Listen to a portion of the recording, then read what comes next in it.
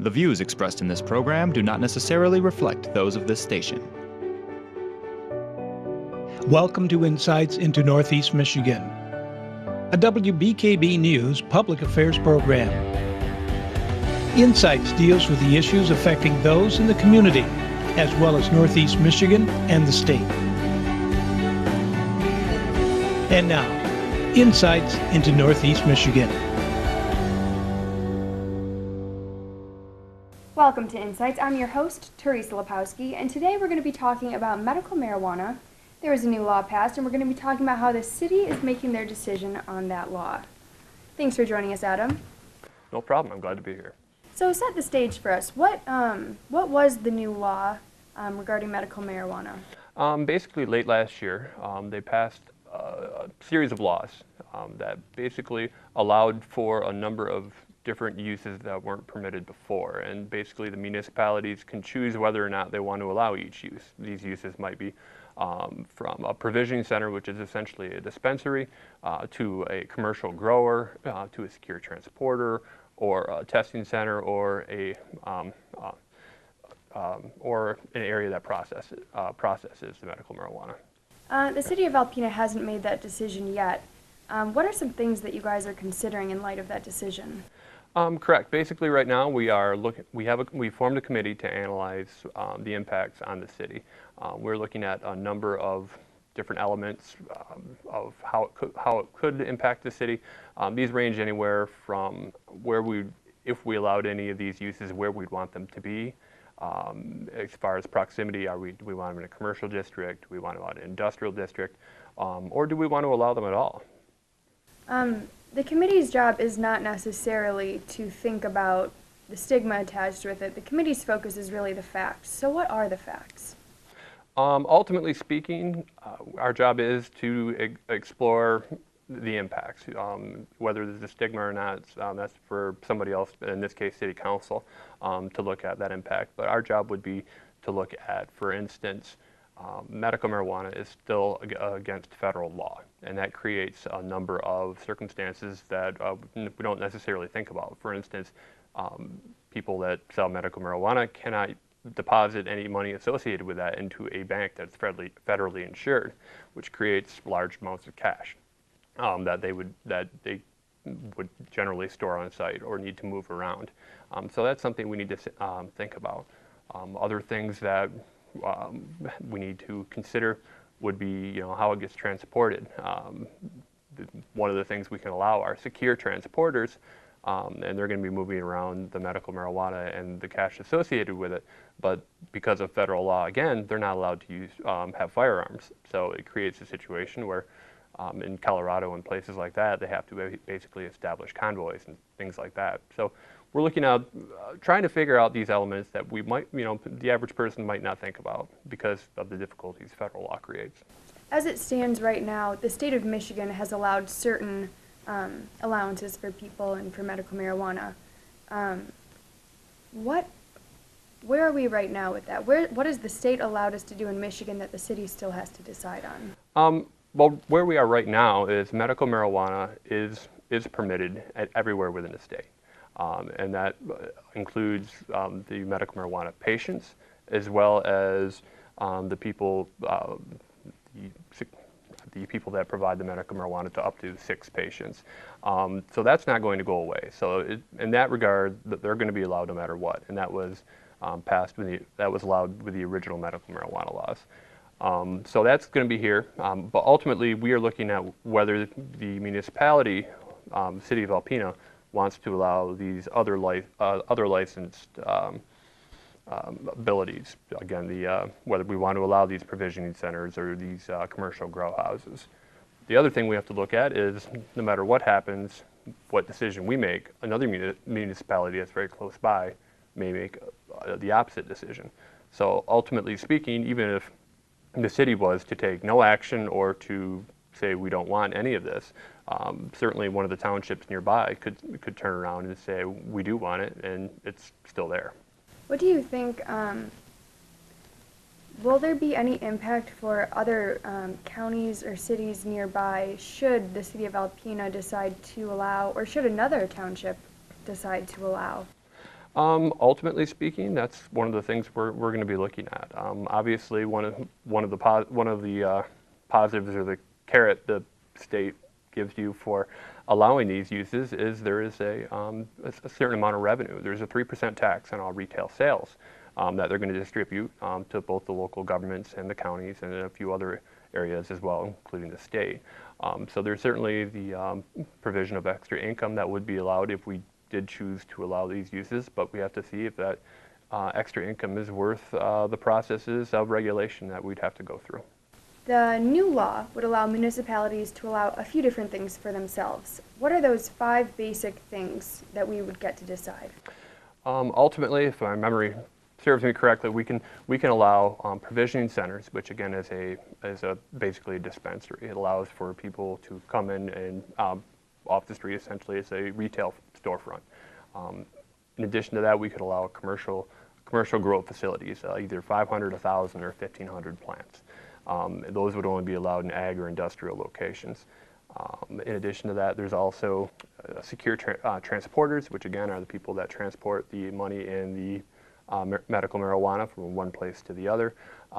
There's basically a lab which checks the purity of the product, and then there's also the processors are the ones that they're the labs that extract the resin from the plant. If you want to raise the THC levels, which is the potent part of the medical marijuana, or for that matter, if you want to put the THC into a medible and have exact measurements, that's the way you go about it, is the processing element. Could cities choose to have some of those elements allowed but not others? Absolutely. The way the law is set up, we can choose out of the 5 different special licenses, we can choose to allow any of them or all of them or none of them. And furthermore, we can also choose how much of any one of them we allow and where they're located. Do you find that it's necessary to have all of them implicated, just from looking into it, from the research that you've done? To have dispensaries, do you need to have safety compliance facilities, for example? Technically, we don't. It would make sense at that point if we allowed for dispensaries that safety compliance would be a logical next step. However, if we chose not to, or for that matter, if it didn't make financial sense, maybe they'll have to have that go somewhere else. There might only be one, and the closest one might be in Flint or something along those lines, and then they'd have to transport it there. Have you heard from residents on this issue? At this point, I've heard from a lot of residents, and I get opinions from both sides of the issue.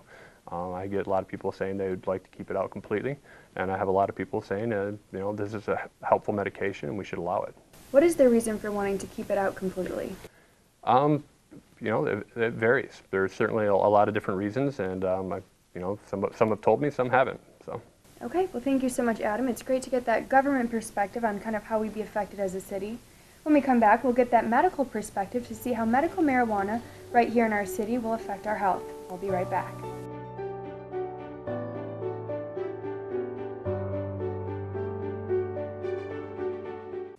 Welcome back. I'm here with Dave Jewick, the president of the Alpena Cannabis Club, and Dave is here to talk with us a little bit more about the medicinal properties of medical marijuana. Thanks for being here, Dave. Thanks for having me. So as a caregiver, you see firsthand how it impacts your patients. How would you describe that impact? Well, beneficial, I guess I would start there. I've seen a lot of different reactions. It doesn't work for everybody, but it works for a majority of people seeking relief from pain, seizures, and a lot of the stuff that's on the list. Personally, I've witnessed quite a few remarkable things, from an Alzheimer's patient who was, in a group of people lost and scared of the world, who would eat a piece of candy with medicine in it, and then next thing you know, she's sitting peacefully playing puzzles, whatever. So it can reduce the agitation and stuff like that. It's a broad range of diseases that you can use it for. But in my experience, it's from the personal, it's each person's own experience, which they decide whether or not it's helping them. As for, my girlfriend has epilepsy. She started having seizures at 18 months, and nothing really got a hold of them. She was on toxic medications that if she were to get pregnant she would have a deformed child. They lessened her quality of life while trying to control her seizures. And 2 years ago, she started on an oil program, marijuana, cannabis oil, and through daily dosing and getting off of the other medicines slowly, she noticed it was working. And then, so now we're 2 years free of seizures for somebody who's, been having to deal with it their entire lives. That's amazing. I've seen a lot of I've watched people with visible tumors, cancer, topical oils on it, and they basically would implode and rot and just die off and kill the cancer. I'm not saying it kills cancer, but I've seen it do that, so it's a pretty large impact. Absolutely. You mentioned it's not for everybody, but for some people it is. It's no secret that there's a pretty big connotation associated with marijuana that might scare off some people. So what would you like those people to know, or what would you say to those people? That's along the lines of trying to change somebody's opinion on something, and I can't do that. There's a movement in America right now that this is an acceptable, healthful medicine. It's non-toxic. It can't kill you. You can die from, something happening while you're on cannabis, but it itself can't kill you. And, those people that are, they've watched the media campaigns growing up that drugs are bad and this, this is that and this. Well, drugs can be bad. Just like every other drug in the pharmacy, you have a reason you use it and you have rules for why and how you use it. So really it's going to be more about the education that comes out of the medical marijuana program, which they're, some of the proceeds that are going to be going back to the government are going into health, wellness stuff for people with drug problems and things like that. So as long as you address the mental aspects, the people that have the problems, that are doing drugs for the wrong reasons, you'll be able to take care of that situation. And it really comes down to, people opening their mind to something that they've been told it was bad in the past. Absolutely. New legislation has come out recently that allows each individual municipality to decide for itself whether it wants to allow commercial growth, commercial sale, caregivers like yourself. What would that mean for you as a caregiver and other patients in the community who use marijuana for medical reasons? There's a few different ways to look at that. First of all, that's the American way. Everybody gets to decide what they want their home, their community to look like, what's available in it. So it's really the best approach, is to allow each of the municipalities to decide for themselves what they want in their neighborhood. Now that's that. Now, as far as the impact of legality of this commercialization, you'll have a few different things. If you look at it from a social aspect, well, patients are going to have access to medicine. Right now, the law, the way it's been reinterpreted, a new patient doesn't have any way to get started. You can't just go to the store and buy it like you would be able to if we had retail shops. You can't just grow it yourself because you can't make a plant out of nothing. So that'll give them the needed access to make the program actually useful for people who are just jumping into it. And so that they don't have to go into gray or black market areas to find these things that they need to get started or to get their needed medicine. Absolutely. Economically, sorry to cut you off there, but economically it's going to be a great thing also. The money's being spent, whether these monies, they go to the illegal drug dealers or a legal, lawful, licensed and tax-paying business. People will buy marijuana. Right, people are going to buy it either way. It's a multi-billion-dollar business. Okay. To turn it into a commercial aspect with licensing, safety protections is by far way better than letting the gangs, the drug dealers, cartels, all of them profit in the billions or trillions from this, economy that we're pretending doesn't exist, or we're trying to have a war with when it could be our economy. This new law that we've been talking about, one of the other stipulations that it presents is somewhat of a regulation facility that would also come to town if commercial growth or commercial sale is allowed. So we're talking about, instead of kids or adults or whoever buying marijuana on the streets, now we have a facility where you can get it safely. It has those medicinal properties that you're looking for. Been tested. Yes, been tested. So what's that like for patients? Well, that's upping everybody's quality of living. Most caregivers, they're trying their best, they're doing their best, but we don't know, if there's pesticides or stuff like that could have been involved in the process. No, I personally wouldn't want to harm any of my patients, and I know most patients want to take care of themselves, but maybe they don't know how to grow or what, aspects of agriculture are safe.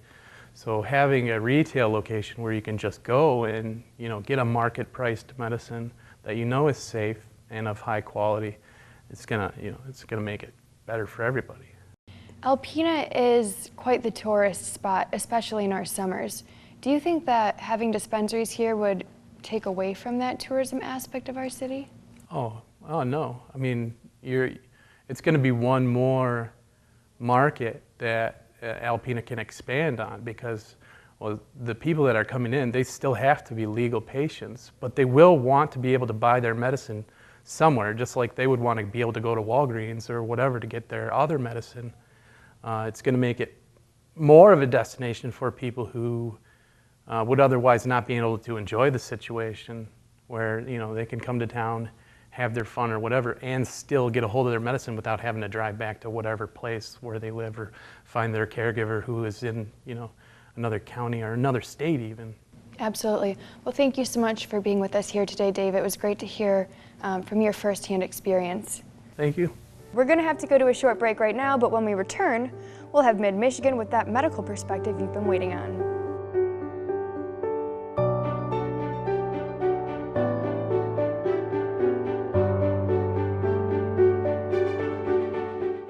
Welcome back to Insights. I'm here with Dr. Alan Frank, and he's going to discuss with us a little bit about the health implications that come with cannabis. Thank you for being with us, Doctor. Thank you for having me. So, as you know, federal law still rules marijuana as a drug in most cases. So research has been pretty limited for doctors like yourself. How has that impacted you? Well, it provides a difficult position for physicians who are trying to care for patients who may need medical marijuana to treat their medical conditions.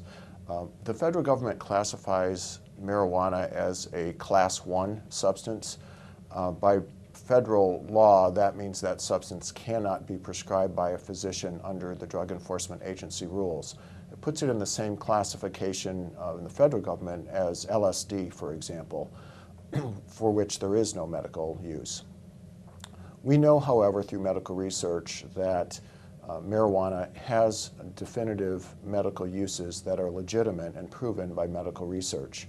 So the difficulty comes in a patient who needs medical marijuana to treat their medical conditions, usually when other traditional medications have failed, and they can't access it either because it is not available locally or the federal government would shut down their physician or the pharmacy that might provide it.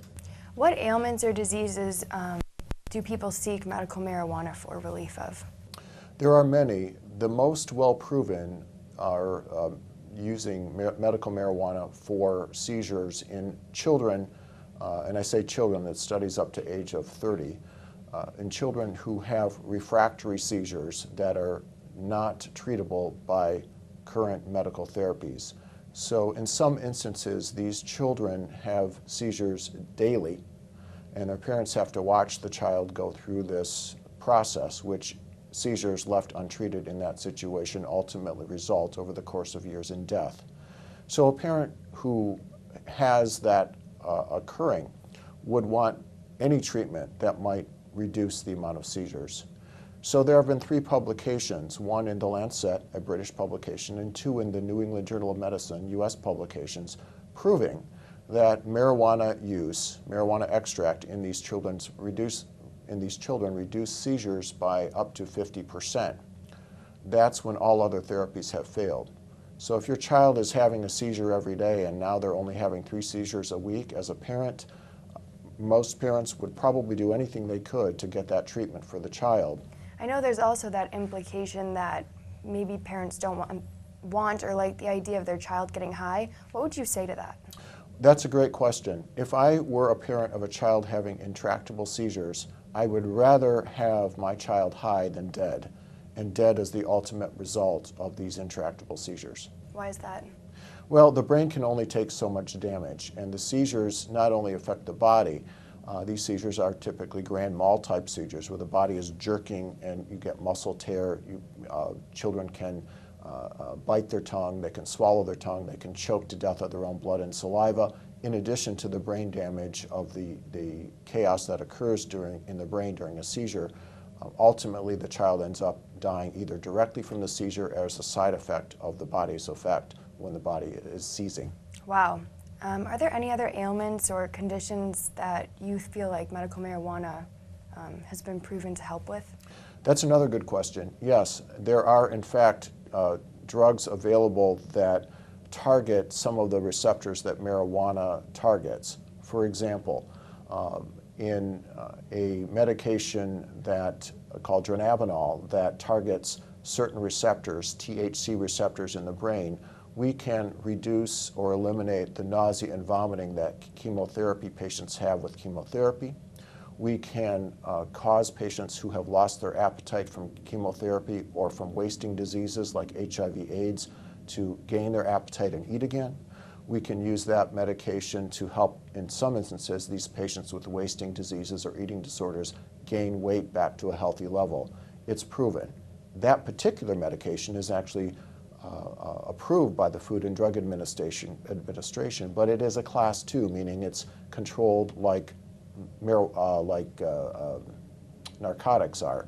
It requires a special prescription and has to be ordered specially by the pharmacy. However, there are some patients for that those medications don't work, and they find that eating or smoking marijuana gets rid of the symptoms in cancer patients and in HIV/AIDS patients that the pill form will not. Wow. We've spoken a lot about the positive implications of marijuana. I know there are a lot of patients who it does help, but let's talk about the negative side effects for a minute. People are concerned about perhaps their throat, smoking it. I know that another concern people have is what it does to our brains. We don't really know, but as a doctor, you might have a little bit more insight on that.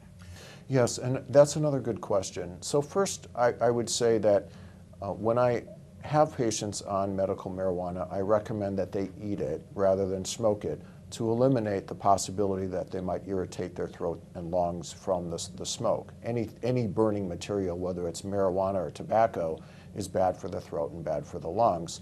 However, by eating it, you eliminate that issue. There are a number of other side effects to be aware of. Now, when used from a medical perspective, the effect on the brain becomes less of a concern when we're dealing with conditions that are otherwise terminal. That is, why would someone care if they're getting high or if they're getting addicted to something that will give them quality of life for the few months that they have left rather than suffering miserably for 6 months? So as a doctor, it seems like your perspective is focusing on quality of life and making sure patients are able to avoid negative factors of their disease like cancer. I know patients get so sick. Seizures, we spoke about the shortening of the lifespan that has. One thing I want to cover real quick is long-term effects. Have there been any studies on that? Very few long-term effects because the federal government has blocked us from studying medical marijuana. They will not allow us the exemption to study it. There are only a few communities that have, in essence, blocked the federal government from coming in and stopping the investigations. Those studies are published by the medical community. That, I think, is the main driver toward developing longer-term data. There are some observational studies which are not quite as rigorous as case control studies, but in the longer-term studies, it seems that medical marijuana can, longer-term, impact the lungs as would smoking cigarettes when smoked. It can worsen certain types of allergies for patients that have allergies. We know those things do occur. To some extent, there is indications that patients who have another mental health disorder, such as schizophrenia, bipolar depression, and certain types of anxiety, those patients' conditions are worsened by the use of marijuana. And all speaking to the broader point that a patient with such medical conditions should consult with his or her physician before just trying medical marijuana. In those instances, particularly the mental health instances, medical marijuana may worsen their symptoms rather than improve them. Any closing statements on medical marijuana and the possibility of having a dispensary here in Alpena? From a compassion standpoint and from a physician standpoint, it would be wonderful if our community could pull together to support these unfortunate people who have terminal or terminally chronic conditions and have exhausted other avenues of treatment. I would hope that our community could do what some other communities have, provide for a regulated dispensary and allow these patients local access to a proven therapy. Wonderful. Well put, Dr. Allen. That's all the time we have for today on Insights. I hope you join us next week for more. Insights into Northeast Michigan is produced by WBKB News. If you have any comments, suggestions, or topics you would like to see on a future show, please email WBKB News. This has been a production of Thunder Bay Broadcasting Corporation. All rights reserved. The furniture and set design for this episode of Insights is provided by Young Appliance Art Van Furniture on US 23 South, Alpena.